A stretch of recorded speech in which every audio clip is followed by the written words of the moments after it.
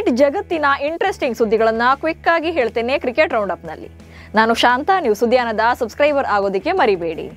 Team India T20 captain Suryakumar Yadav ರಣಜಿಗೂ ಕೂಡ ಲಾಯಕ್ಕಿಲ್ವಾ? ಇಂಥದ್ದೊಂದು ಪ್ರಶ್ನೆ ಮೂಡೋಕೆ ಕಾರಣ ಕೂಡ ಇದೆ. ಯಾಕಂದ್ರೆ ಇತ್ತೀಚೆಗೆ ಸೂರ್ಯಕುಮಾರ್ ಯಾದವ್ ಅವರ ಬ್ಯಾಟ್ ಸೌಂಡ್ ಮಾಡ್ತಾ ಇಲ್ಲ. ಹೀಗಾಗಿ ಸೂರ್ಯಕುಮಾರ್ ಯಾದವ್ ಅವರನ್ನ ಮುಂಬೈ ರಣಜಿ ತಂಡ ಕೈ ಬಿಟ್ಟಿದೆ. ಆಸ್ಟ್ರೇಲಿಯಾ ಸರಣಿಗೋಸ್ಕರ ಕೈ ಬಿಟ್ಟಿದ್ದಾರೆ ಅಂತ ಹೇಳೋಣ. ಅಂದ್ರೆ ಅದೇ ಸರಣಿಗೆ ಆಯ್ಕೆಯಾಗಿರುವಂತ ಶಿವಮ್ ದುಬೆ ಮುಂಬೈನ ರಣಜಿ ತಂಡದಲ್ಲಿ ಸ್ಥಾನ ಪಡೆದಿದ್ದಾರೆ. ಹೀಗಾಗಿ ಕಳಪೆ ಫಾರ್ಮ್ ಕಾರಣದಿಂದಾಗಿ ಸೂರ್ಯಂಗೆ ಮುಂಬೈ ತಂಡ ಗೇಟ್ ಪಾಸ್ ಕೊಟ್ಟಿದೆ ಎನ್ನಲಾಗ್ತಿದೆ. ಏಷ್ಯಾ ಕಪ್ನಲ್ಲಿ ಅಮೋಘ ಪ್ರದರ್ಶನ ನೀಡಿದಂತ ಯುವ ಬ್ಯಾಟ್ಸ್ಮನ್ ತಿಲಕ್ ವರ್ಮಾ ಇದೀಗ ಹೈದರಾಬಾದ್ ರಣಜಿ ತಂಡದ ನಾಯಕರಾಗಿ ಆಯ್ಕೆಯಾಗಿದ್ದಾರೆ. ರಣಜಿ ಟ್ರೋಫಿಗೆ ಹೈದರಾಬಾದ್ ಕ್ರಿಕೆಟ್ ಮಂಡಳಿ ತಂಡವನ್ನ ಪ್ರಕಟ ಮಾಡಿದ್ದು ತಿಲಕ್ಗೆ ನಾಯಕತ್ವ ನೀಡಲಾಗಿದೆ.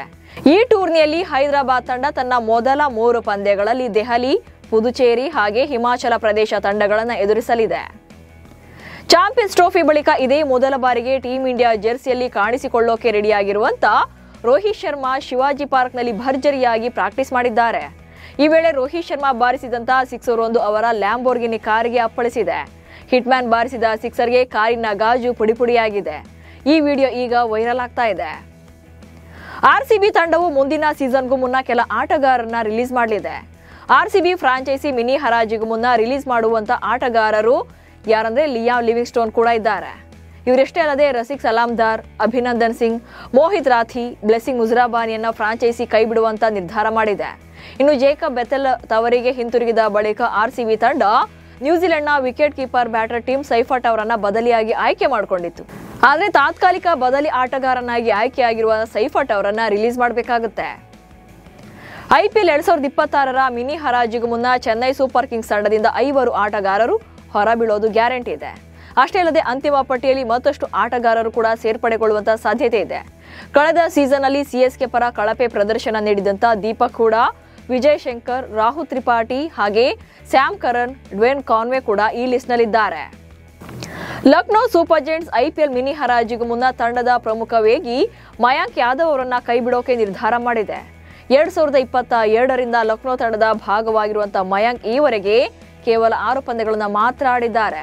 23 ವರ್ಷದ ಯುವ ವೇಗಿಯನ್ನ ಮೆಗಾ ಹರಾಜಿಗೂ ಮುನ್ನ ಬರೋಬ್ಬರಿ 11 ಕೋಟಿ ರೂಪಾಯಿ ನೀಡಿ ಲಕ್ನೋ ತಂಡ ರಿಟೈನ್ ಮಾಡಿಕೊಂಡಿತ್ತು. ಆದ್ರೆ IPL 2025ರಲ್ಲಿ ಫಿಟ್ನೆಸ್ ಸಮಸ್ಯೆಯಿಂದ ಸೈಡ್ ಲೈನ್ ಆಗಿದ್ರು. ಹೀಗಾಗಿ ಕೇವಲ 2 ಮ್ಯಾಚ್ಗಳಲ್ಲಿ ಮಾತ್ರ ಕಣಕ್ಕಿಳಿದಿದ್ರು.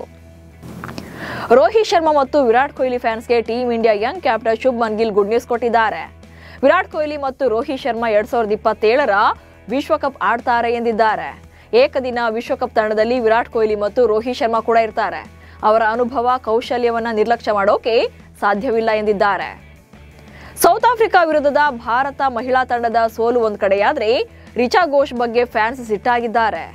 ರಿಷಬ್ ಪಂತ್ ರೀತಿಯಲ್ಲೇ ರಿಚಾ ಘೋಷ್ ಕೂಡ ಗುರುವಾರ ನಡೆದ ದಕ್ಷಿಣ ಆಫ್ರಿಕಾ ವಿರುದ್ಧದ ಪಂದ್ಯದಲ್ಲಿ ನಕಲಿ ಗಾಯದ ನಾಟಕ ಮಾಡಿದ್ರು. ಕ್ರಾಂತಿ ಗೌಡ್ ಎಸೆದ 47ನೇ ಓವರ್ನಲ್ಲಿ ನಾಡಿನ್ ಡಿ ಕ್ಲರ್ಕ್ ಕ್ರಮವಾಗಿ 2 6 ಹಾಗೆ 1 4 ಬಾರಿಸಿದ್ರು. ಈ ವೇಳೆ ದಕ್ಷಿಣ ಆಫ್ರಿಕಾ ತಂಡದ ಗೆಲುವಿಗೆ 21 ಎಸೆತಗಳಲ್ಲಿ 24 ರನ್ಗಳು ಬೇಕಿತ್ತು.